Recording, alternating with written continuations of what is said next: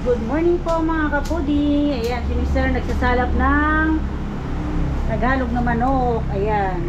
Nagpabili po at umorder si Ma'am Violet Sombreno. Ayan, shoutout po kay Ma'am Violet ng 2 native chicken.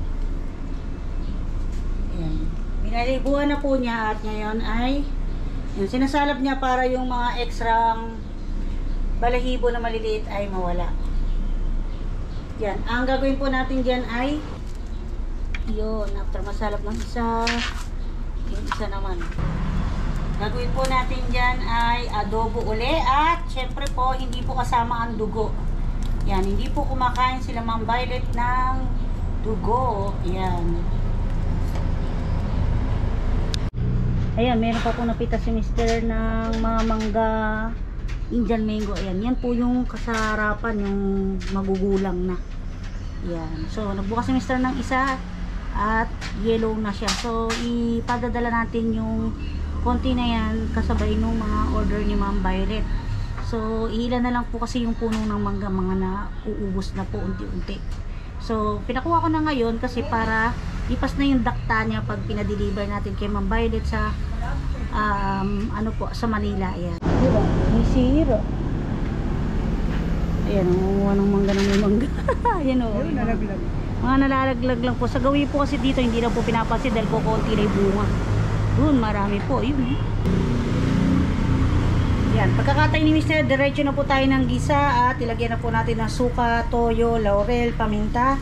At lalagyan ko siya ng 2 siling labuyo para medyo may kick ng anghang. At ayan, sa kagustuhan ni Ma'am Violet na magkaroon ng itlog, ayan, sinuwerte siya, kaya lang isa lang po ang mayroon.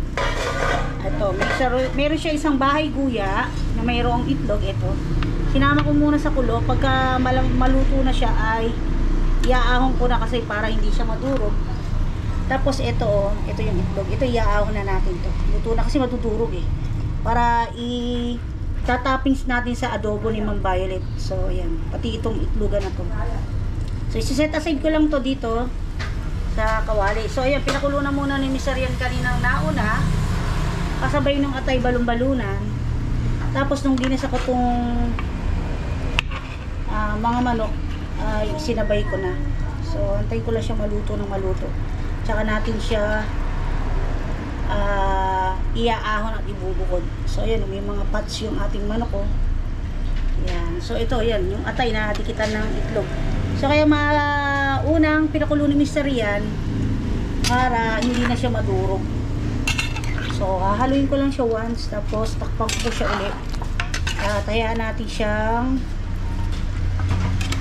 makuluan ng ating mga flavor at ng sa lumambot. So ito medyo may edad na raw po yung manok kasi nga may itlog na. Yan. Pag po kasi bata pa, napakadaling palambutan.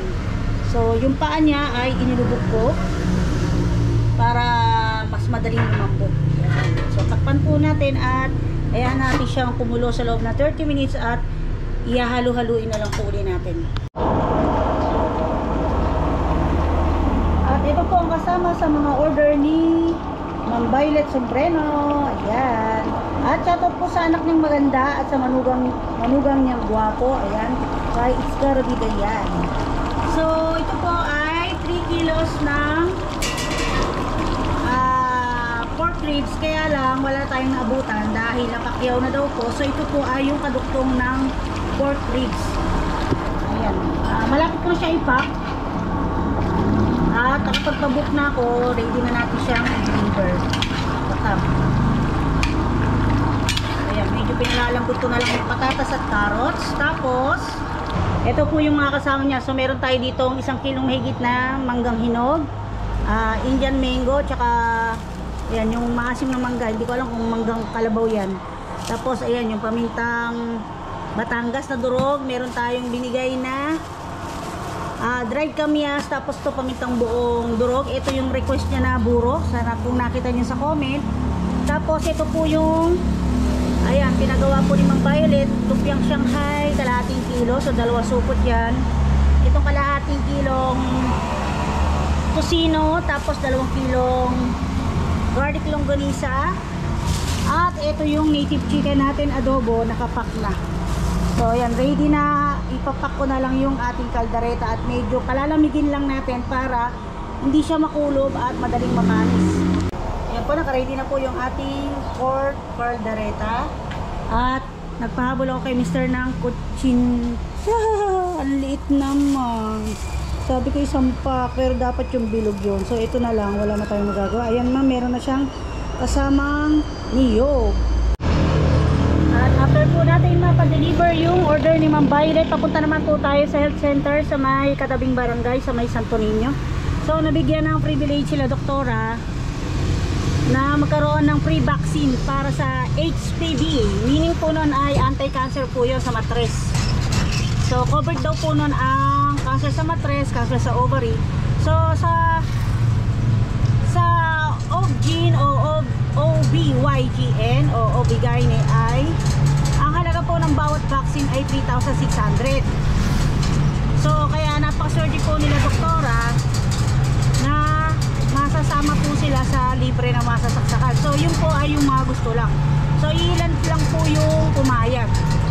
Yan, pero napansin ko hindi nagbigay sa mga kaitaran ko, sa mga bata pa. Siguro po dahil kami ay halos lagpas na sa kalagitnaan ng aming buhay. Yung mga batang dalaga ay o kabataan ay ngayon pa lang mag-i-start. Kumbaga mas masisafe pa sila. Yan. So yan, naligo na kami. Sobrang init po talaga. Kaya po ilang araw ko walang vlog. Nagkukulong lang po ako sa kwarto after ng makaluto ng agahan at tanghalian dahil sobrang init po sa amin. Marumbang po kami, ikot-ikot kami sa loob ng bahay, 3 ventilador na po yung naka-under sa kwarto o gumagana na ventilador. Eh napakainit po talaga ng singaw ng hangin kahit sa ventilador. So yun, minsan inabot po kasi ako ng 2 o'clock magluto, eh nahilo ako, hindi ko alam kung dahil sa na-dehydrate ako or whatever o sa sobrang init talaga. Para ako masuka-suka. So ayan, no? Aniyan na naman ang pare, dami naman nagbibilag. So, online pa rin po sila doktora. Actually, dapat ang pasok nila nung Monday ay 6 o'clock na ng umaga hanggang 10:30. Yung half day ay online tsaka modular. Binago na naman po. Binalik po ulit sila sa online kasi sobrang init pa din ng panahon. Pero isang beses na umulan dito, sa amin po ang ulan ay lalo lang uminit. Pero sa pinakabayan po ng Baliwag ay napakalakas daw ng ulan. At sa ibang lugar ay umulan pa ng yelo daw, yung mga maliliit na yelo.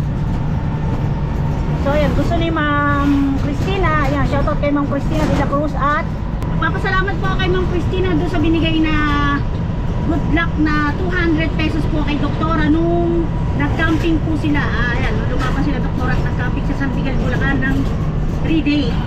So ayan, gusto po ni Ma'am Christina de la Cruz ay i-video po. Instead na picture, mas maganda raw po ay video habang pinabaksinan yung mga bata. So nauna na yung ibang kaklase ni Desiree o yung first batch last Tuesday dahil bawal po pala yung menstruation. First 5 days ng menstruation ay bawal injekan. Siguro dahil baka yung gamot masasayang lang, sasama lang sa flow ng menstruation ng mga babae. So, si doktora ay second day ng menstruation kaya umuwi kami, bumalik kami. So, dischedule kami after 1 week po. Ngayon nga po yun. So, tayo ay magsisignal. Pero konti na lang po siguro sila doktora kasi wala daw kung naka-schedule ngayon na second vaccine ng mga naunang nagpa-vaccine. Baka si doktora lang. Dalawa silang merong menstruation. Ewan ko lang kung pinayagan yung isa kasi parang matagal na yung menstruation ng isang bata. So ayan, ito po yung health center ng Barangay Santo Niño. So pag may mga problema yung mga kalapit na barangay, dito po pwedeng magpa-vaccine, magpa-check up. May mga sakop lang po ito na mga kalapit barangay. So dito kami magpo-park. Tapos yung iba, yung malapit na sa munisipyo, doon na po pwedeng magpa-check up. So ayan, after nito magdi-deliver kami doktora ng chicken cordon bleu sa Mangga Candaba at mamimili po kami ni Mr. ng pang 150 katao. Yun nga po sponsor ni Ate Gemma at ni Kuya Roy sa Taytay Rizal. So ayan po, correct me if I'm wrong po. Ayan.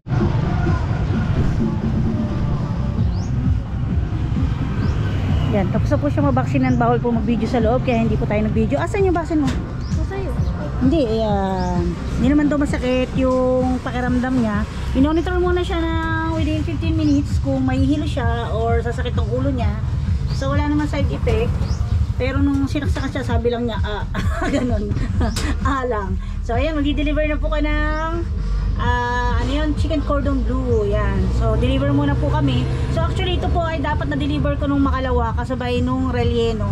Nakakalimutan ko medyo malayo po, tapos naging busy po ako dahil may dalawang sunod akong pa-order ng mga bilao. Yun, hindi ko na po na-i-vlog yun kasi same lang naman din po, palabok, malabon at spaghetti. So hindi ko na po siya na-i-vlog. Tsaka isa po pagka nagmamadali po ay mahirap pong mag-vlog. Yan, kasi po para dire-diretso po yung aking pagluluto. So ayun, mag-drive po muna tayo. Baka habang nag-drive ako. Ba't kaya bawal mag-video? Ganun talaga. Parang may tayo ng pusa o aso. Yan, video ko naman na. Yan talaga. So yan, meron akong videographer. Si Doktora. Pagpasensyahan nyo na yung aming e-bike. Napaka-alikabok kasi maalikabok po mismo sa amin mismo. Kasi nga po nung ginawa yung pader ay napakaraming buhangin doon. So pag nagwawalis lang nga to yung dahon ng chiko at niwalis ay maalipato po yung alikabok. Ang pag-asa ka na lang po ay yung umulan ng madalas para ma-wash out lahat ng mga alikabok at buhangin doon. Yan. Although ito naman po nalilinis, kaya lang talagang kinabukasan may alikabok. Kauna-unahan na tayo ay nasa highway sa tabing karsada, kaya maalikabok din na rin, madagdagan pa. So yun, nagdagay nagtitinda dito, sibuyas, bawang. Malapit pa tayo, Doktora. Medyo siguro mga 20 minutes kami magdadrive papuntang Manggakandama.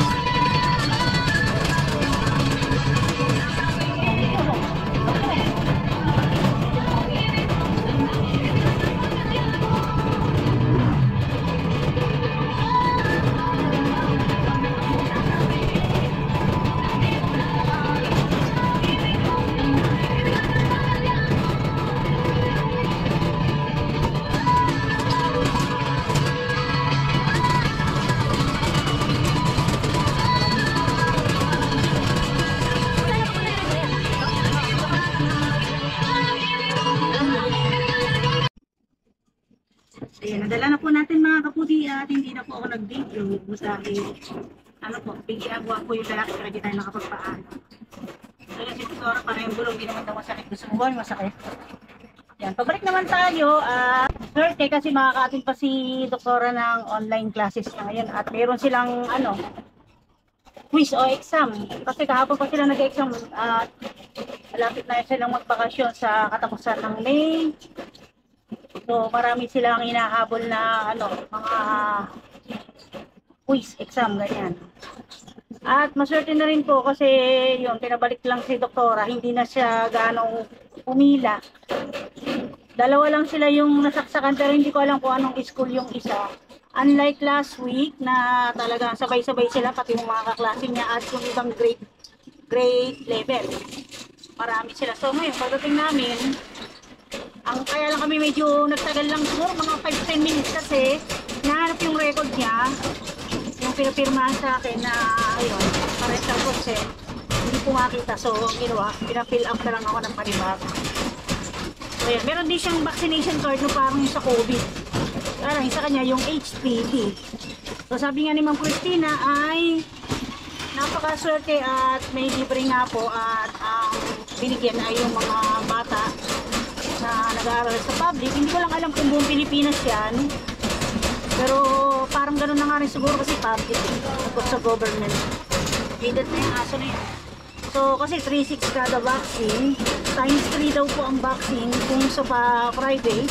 O 3,600, so mga patak na 10,000 plus mahigit. O de, kita nyo, pero sa kanila basically po ay 2 beses lang mabaksinan. So sa October pa po yung second vaccine nila. Ayan. So yan, drive po muna tayo. At after po nito ay pupunta naman kami ni Mr. sa Pure Gold at mamimili na kami ng sesto at saka mga chicken at pasta para sa ating pupuntahan na charity para sa 150 na bata. Yan. Charity po ni Ate Gemma at Tito Roy. Yan. Shoutout po kay Ate Gemma. Thank you very much po sa pag-order ng 100 food packs. Yan. Spaghetti, fried chicken, and drinks po. Yan. So, sa May 8 po yan mga kaputi. So, yun. Ayan, nandito na po tayo mga kaputi sa bahay after makapag-deliver at maya-maya po ay aalis na po kami ni Mr. Papunta naman po kami ng Pure Gold para po mamili na nga po. So kasi kaya medyo maaga para i-stock ko na lang siya sa freezer ng hindi na ako magmadali o magkumahog pagka malapit na yung date. Mang ilang araw na lang naman din po kasi para po yung araw na yon, yung 2 days ay ilalaan ko para po dun sa pagluluto at paghahanda ng mga dadalhin po namin sa sa Taytay Rizal po. So ayun, hindi ko alam kung Cainta Rizal o Taytay, pero pag-aalala ko po ay Taytay Rizal. So ayun, babanggitin ko na lang po kung saan po mismo yon pag nandun na po kami. Yan, hindi na po kami sa Pure Gold ng mga gagamitin namin para sa charity sa 150 na bata sa Taytay Rizal.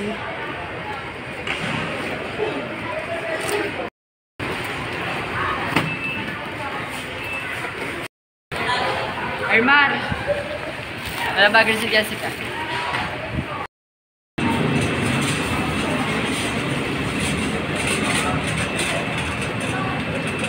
Yung manok. Asa yung motor mo? Ayan, dami po namin pinamili mga kaputi. Sobrang init, grabe. Alas 12 na, katindi ng init.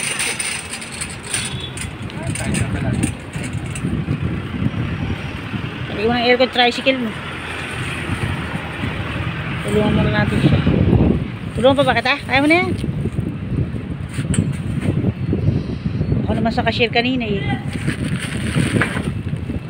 Mga karne na lang dyan. Yan. Yan.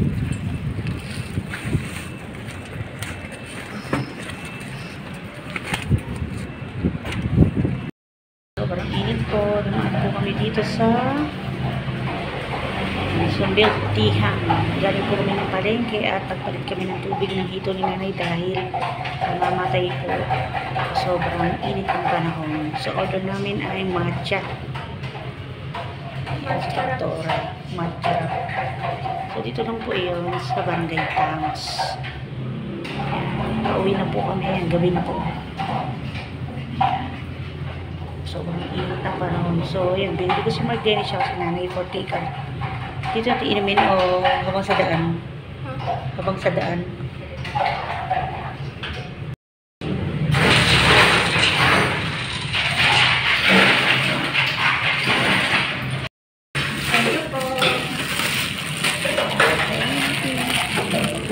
Ayan po.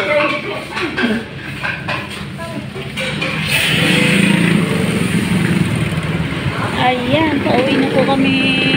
Ano ba sa dito? Alchemist. Alchemist Cafe. Oh. Ayan. Ginabi na po kami mga kapudi. So, hindi ko na po na-video kanina na napunta kami ng bayan. Alas 5 po ng hapon. So, sa sobrang init kasi ng panahon, namamatay po yung mga hito ni nanay, yung mga isda.